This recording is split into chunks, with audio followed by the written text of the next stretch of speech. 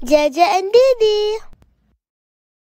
Noong unang panahon, isang butihing ada ang namamahala sa lahat ng mga hayop, puno, prutas at mga halaman sa kagubatan.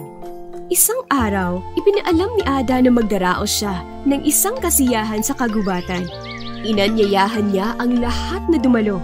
Sa gabi ng kasiyahan, ang buong kagubatan ay nagliliwanag at puno ng saya. Bukod tanging ang abuhing buto na nasa loob ng kasoy ang malungkot sa panahong iyon. Gustong-gusto ng kawawang buto na makalabas mula sa loob ng kasoy at makasama sa handaan. Mabuti pa sila, nakikita ang masayang paligid. Samantalang ako, heto, naririnig lamang ang mga awit at tawanan nila. May himutok na bigkas ng buto. Bagamat abala ang makapangyarihang ada sa handaan, ay naulinagan niya ang himutok ng abuhing buto. Buto, narinig ko ang himutok mo. May kahilingan ka ba? Tanong ng ada. Ada, ayoko pong nakakulong sa madilim na lugar na kinalalagyan ko. Sigurado ka na ba sa iyong kahilingan? Opo, mahal na Ada. Sabik na banggit ng buto.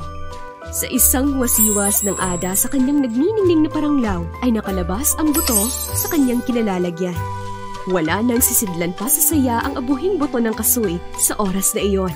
At kanyang nasambit na sana'y magpakailanman na siyang mananatili sa labas. Pinagbigyan naman siya ng butihing ada. Hating gabi na at hudyat na ng pamamahinga.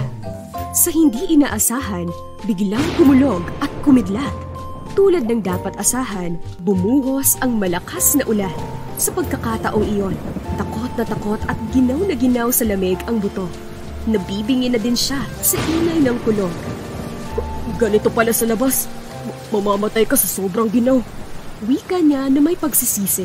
Nag-aalala din siya at takot na baka tamaan siya ng kidlat.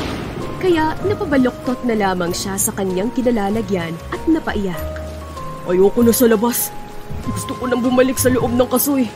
Kinabukasan, pagkakita sa ada, ay agad hiniling ng kawawang buto na muli siyang ilagay sa loob ng kasoy.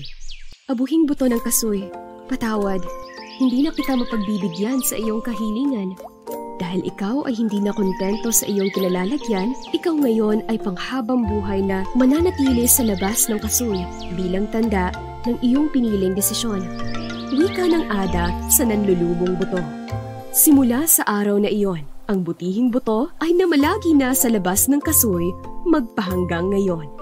Aral, ang tunay na kaligayahan ay ang makontento sa biyayang mayroon tayo. Maging masaya at huwag mainggit sa tagumpay ng kapwa dahil bawat isa sa atin ay may sariling tadhana. Thanks for watching! If you like this video, subscribe for more!